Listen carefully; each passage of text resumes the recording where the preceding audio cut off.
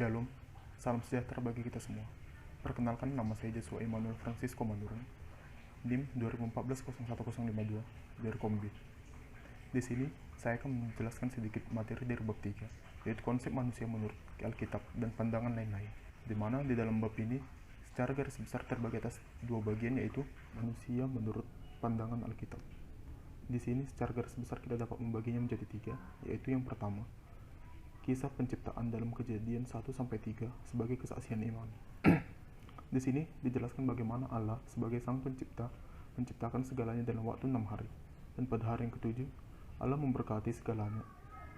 Di hal ini didasari pada kesaksian iman bangsa Israel, di mana mereka mengungkapkan bahwa Allah Israel lah yang menciptakan alam semesta dan bukan Allah yang lain. Melalui kesaksian ini, Allah memakainya untuk menyampaikan tentang penciptaan kepada kita, dan juga untuk menyatakan bahwa keberadaan Allah mendahului keberadaan ciptaan. Lalu yang kedua, manusia sebagai gambar dan rupa Allah. Hal ini dapat kita lihat dalam kitab Kejadian 1 ayat 26-28. Dikemukakan bahwa manusia diciptakan segambar dan serupa dengan wujud Allah, yang mana artinya Allah menciptakan kita menyerupai dirinya sendiri lewat karakteristik ataupun tabiatnya atau sifatnya seperti nafas kehidupan yang kekal, kebaikan, kebenaran, kekudusan, pengetahuan, dan lain-lain. Manusia menggambarkan atau memperlihatkan Allah yang tidak kelihatan. Dan juga kita memiliki hubungan yang sangat erat dengan Allah. Tetapi setelah kita jatuh ke dalam dosa, kesegambaran kita dengan Allah telah rusak dan tidak sesuai lagi dengan karakteristik Allah. Lalu yang ketiga yaitu manusia sebagai makhluk sosial. Di sini ada tiga hal yang dibahas. Yang pertama, manusia dan sesamanya. Dalam Kejadian 2 ayat 18, kita dapat melihat bahwa Allah mengatakan tidak baik kalau manusia itu seorang diri saja. Oleh sebab itu, Allah menciptakan penolongnya yang sepadan baginya, yaitu perempuan. Penolong yang sepadan di sini tidak hanya bagi manusia lain ataupun perempuan, tetapi kepada semua orang. Sebelum Allah menciptakan penolong tersebut, Allah membiarkan manusia menyadari betapa manusia membutuhkan sesamanya agar dapat hidup. Karena pada dasarnya, manusia itu tidak dapat hidup sendiri tanpa bantuan orang lain. Yang kedua, manusia dan pasangan hidupnya.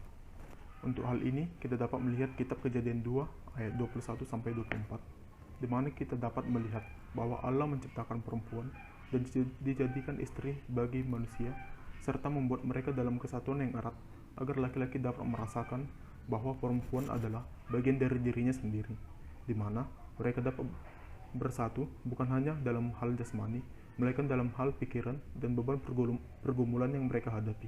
Dan juga laki-laki akan meninggalkan orang tuanya untuk bersatu dengan istrinya agar mereka dapat beranak cucu dan memenuhi bumi sebagaimana yang telah difirmankan oleh Allah. Yang ketiga, manusia dan masalah gender. Allah telah menetapkan beberapa hal yang tidak dapat dilakukan oleh laki-laki maupun sebaliknya. Sebagai contoh, perempuanlah yang ditetapkan oleh Allah untuk mengandung, melahirkan, dan menyusui, dan tidak dapat ditukar kepada laki-laki. Tetapi dalam hal merawat serta mendidik anak dapat dilakukan baik itu laki-laki maupun perempuan. Laki-laki dan perempuan memiliki status yang sama atau sederajat karena keduanya segambar dan serupa dengan Allah. Manusia sebagai makhluk etis artinya kita manusia sudah sadar akan apa yang baik dan yang buruk, sehingga kita dapat memilih untuk melakukan suatu tindakan. Jika kita melakukan sesuatu yang buruk, maka kita harus bersedia untuk bertanggung jawab atas apa yang telah kita lakukan. Setelah kejatuhan manusia ke dalam dosa, membuat kita sampai saat ini semakin bobrok. Misalnya, korupsi yang sedang merajalela sekarang. Hal itu terjadi dikarenakan mereka telah jauh dari Tuhan dan menginginkan hal-hal duniawi. Sikap kita akan hal tersebut sebagai pengikut Allah adalah menjauhi orang-orang yang terlibat di dalam korupsi, serta semakin mendekatkan diri kepada Tuhan. Dan jika kita mengetahui ada orang yang melakukan korupsi, kita dapat melaporkannya ke pihak yang berwajib. Yang kedua adalah konsep manusia menurut non-Alkitab.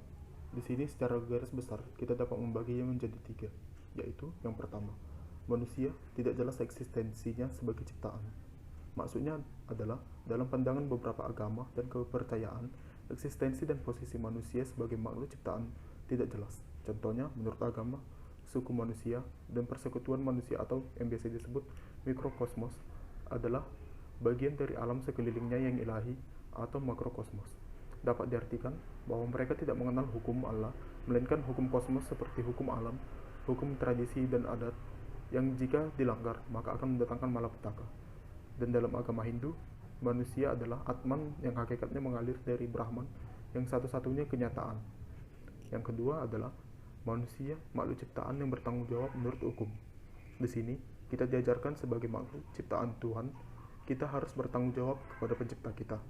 Kita harus menaati aturan yang dalam penciptaan, hukum Taurat, serta aturan lain yang diberikan dalam kehidupan kita. Jika kita menaatinya, kita mendapatkan berkat, dan jika tidak, maka akan mendapatkan malapetaka. Dan yang ketiga adalah manusia menolak Allah sebagai ciptaannya. Di zaman sekarang, kita dapat melihat bahwa kita makhluk ciptaan. Dan yang terakhir adalah manusia menolak Allah sebagai penciptanya. Di zaman sekarang, kita dapat melihat bahwa kita sebagai makhluk ciptaan Tuhan menolak bahwa kita merupakan ciptaannya. Hal ini dapat kita lihat dalam hal munculnya paham-paham komunisme, materialisme, rasionalisme, dan lain-lain. Hal ini dapat terjadi dikarenakan manusia lebih mengutamakan kepentingannya sendiri dibandingkan dengan kepentingan Tuhan. Mungkin hanya itu saja yang bisa saya sampaikan saat ini. Jika ada kesalahan dalam penyampaian materi, saya mohon maaf. Sekian dan terima kasih. Shalom, Tuhan Yesus memberkati.